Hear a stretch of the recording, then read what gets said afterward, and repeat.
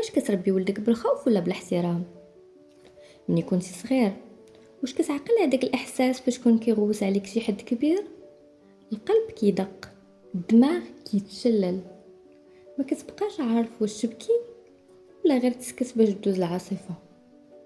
هذا الاحساس هو اول درس خديناه في التربيه بالخوف، وكانوا كيقولوا لينا الخوف كيربي، ولكن اليوم العلم كيعطينا جواب اخر. الخوف ما كيربيش، الخوف كيهرس، اما الاحترام هو اللي كيبني. التربيه التقليديه كانت مبنيه على الطاعه العمياء، الطفل خاصو يسمع، ما يسولش، ما يناقش وما يخطاش. اما الخطا فكيساوي العقاب. العصا، الغوات، التهديد، كلها وسائل باش الطفل يتعلم الانضباط. ولكن شنو كيتعلم الطفل في الحقيقه؟ كيتعلم يخبي الخطا ماشي يصلحه، كيتعلم يسكت ماشي يعبر. العلماء اليوم بحال دانيال سيجل وجان نيلسون كيقولوا الطفل ما كيتطورش تحت الضغط، كيتطور في الطمأنينة. الدماغ ديالو في سن الطفولة باقي كيتشكل، ومنين كيتعرض للعقاب او الخوف كيتعلم الدفاع، ما كيتعلمش الفهم. يعني منين كيغوت الاب كيدير مجهود باش يوقف السلوك، ولكن ما كيديرش مجهود باش يفهم علاش الولد دار هذا السلوك. وهنا كاين الفرق بين التربيه الايجابيه والتربيه التقليديه. غنديروا واحد المقارنه تحليليه بسيطه. في التربيه التقليديه الطفل كيوقف السلوك حيت خاف، في حين انه في التربيه الايجابيه الطفل كيتعلم يوقف السلوك حيت فهم. هذا الفرق الاول. الفرق الثاني، في التربيه التقليديه كيكون التركيز على العقوبه، في حين انه في التربيه الايجابيه كيكون التركيز على العلاقه.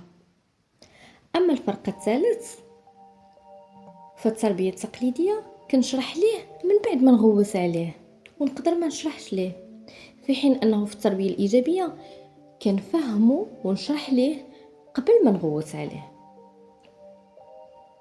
الاحترام هنا ماشي تساهل وماشي فشوش، الاحترام هو وعي.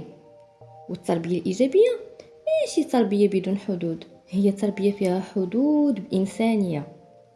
الطفل كيعرف انه كاين قوانين، ولكن كيعرف حتى علاش كاينين.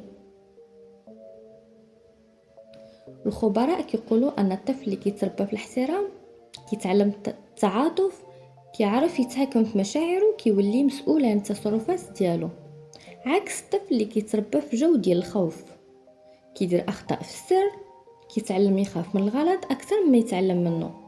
وهنا الفخ اللي طاحوا فيه بزاف ديال الاباء اللي كينتقدوا التربيه الايجابيه، كيشوفوها فشوش، ولكن في الحقيقه هي اصعب من التربيه التقليديه، حيت كتطلب حضور دائم، هدوء، صبر وفهم عميق للنفس قبل الطفل.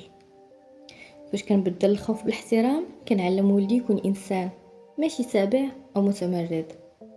الاحترام متجدر بينما الخوف متجاوز، وكنعلمو كيفاش يتصرف ماشي غير يتبع. التربيه الايجابيه ما كديرش من الطفل ملاك، ولكن كتخليه يعرف علاش خاصو يكون انسان افضل. يمكن الخوف يوقف الطفل اليوم، ولكن الاحترام هو اللي كيبني المستقبل. وانتوما واش كتشوفوا راسكم في التربيه ديال الخوف ولا ديال الاحترام؟ كتبوا لي في التعاليق وشاركوا الفيديو مع كل اب او ام باغيين يربيو ولادهم بقوه الحب ماشي برعب الخوف. خليكم على خير، تلاقوا في الحلقه الجايه.